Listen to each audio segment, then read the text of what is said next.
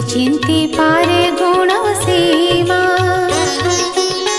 सकल शास्त्र फल एहि श्री भागवत